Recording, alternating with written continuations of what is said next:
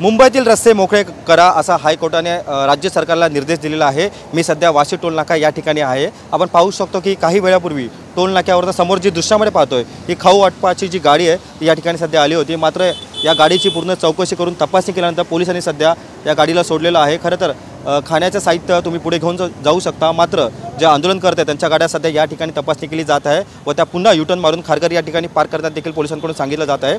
आपल्यासोबत दादा तुम्ही सांगलीवरून आलेला आहात। खरं तर हायकोर्टाने आदेश दिले आहेत की मुंबईतील जागा मोकळ्या करताना पोलीस आता ॲक्शन मोडवरती आलेला आहे। फक्त खाऊ वाटपाची जी गाडी आहे तुमची गाडी आता पुढे सोडण्यात आलेली आहे। खरं तर हे सांगणं म्हणजे मनोज दादाच्या उपोषणासाठी जे मराठी मावळे गावखेड्यातून आलेले आहेत त्यांना रसद मुंबईच्या सरकार किंवा महाराष्ट्रातल्या सरकारने बंद केली होती, पण हीच रसद आम्ही गावखेड्यातून चटणी भाकरी घेऊन मुंबईमध्ये पोहोचतोय।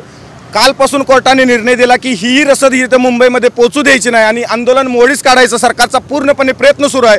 पण जसे छत्रपती शिवाजी महाराज लढाई करत असताना आपले 18 पगड जातीचे मावळे रसद पोच करत होते, तसेच हेही मनोज जरांगे पाटलांचे मावळे आम्ही कसेही कुठूनही ह्या मुंबईमध्ये नक्कीच कुठून आलात आपण? सांगलीवरून आलात।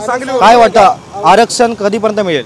आरक्षण याने शासनानं 2 दिवसात द्यावं, अन्यथा जरांगे पाटील साहेबांची प्रकृती खालावलेली आहे। खरं तर वैद्यकीय तपासणी करण्यास देखील त्यांनी नाकार दर्शवलेला आहे। दर्शवलेलं जरी असलं तर त्यांची आतून तब्येत पूर्ण ढासळलेली आहे। ढासळल्यामुळे शासनानं लवकरात लवकर 1 ते 2 दिवसात आरक्षण जाहीर करावं। आणि सध्या ज्या वेशीवरती आहोत ही नवी मुंबई आहे। सरकारने हायकोर्टाने सरकारला आदेश दिलेले आहेत की मुंबईचे रस्ते मोकळे करा। फक्त आपली गाडी आता सोडण्यात आलेली आहे कारण की यात साहित्य वाटप होतं आणि नवी मुंबईमध्ये मराठा बांधव हा 50,000हून अधिक संख्येने आलेला आहे। त्यांच्या गाड्या आता सोडत नाही आहे। तर सरकारला काही निवेदन वगैरे काय बोला? एवढीच आमची विनंती आहे, जे आमचे मराठी बांधव इथे मुंबईमध्ये आहेत त्यांच्यासाठी जेवण खाण्यापिण्याची व्यवस्था करावी। नसेल तर आम्ही गावखेड्यातून घेऊन येतोय, त्याची जर विल्हेवाट त्यांनी व्यवस्थित आझाद मैदानावरती आपल्याला परवानगी दिली होती। फक्त 5,000 मराठा आंदोलनकर्तेच आंदोलन करू शकतात, मात्र आता रोज आपण पाहतो की संख्या वाढते। तर असं वाटत नाही आपल्याला कुठेतरी सरकारच्या आदेशाची पायमल्ली होते? शासनानेच आमची पायमल्ली केलेली आहे। आम्ही शासनाची पायमल्ली केली त्यांच्या आदेशाची। आम्ही पूर्वी जरांगे दादा आणि 4 महिन्यापूर्वी त्यांना आंदोलन करणार आहे म्हणून आम्ही पूर्वकल्पना दिली होती। त्या आदेशाची आमच्या न्याय मागणी सरकारने सांगितलेलं की 5,000 फक्त आंदोलनकर्ते येऊ शकतात। तसं जरांगे दादांनी आणि तुमच्या आयोजकांनी त्यांना हमीपत्र देखील दिलं होतं, मात्र आता अचानक संख्या वाढू लागलेली आहे। संख्या वाढू लागली म्हणजे ह्याचं निष्कारण शासनानं जर ह्याचा तोडगा लवकर काढला तर आम्हाला 5,000 येण्याची पण आवश्यकता नाही। 5,000 आम्ही न्यायालयाचा अवमान करत नाही। काही मराठा बांधव सध्या मुंबईत येतात आहे, पोलिसांचं बॅरिकेडिंग असतं, त्यावरती खेळ खेळतात आहे, रस्त्यावरती गाड्या वगैरे अडवत आहे, त्यांना काय संदेश द्याल?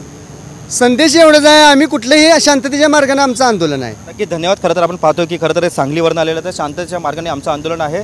आम्ही पाण्याच्या बाटल्या असेल किंवा जेवण असेल हे साहित्य घेऊन सध्या मुंबईच्या दिशेने निघालेलो आहे, अशी जी प्रतिक्रिया आहे ती येथील सांगली मराठा बांधवांनी व्यक्त केलेली आहे। कॅमेरा पर्सन मोहनसह मी रवी खरात, TV9 मराठी, नवी मुंबई।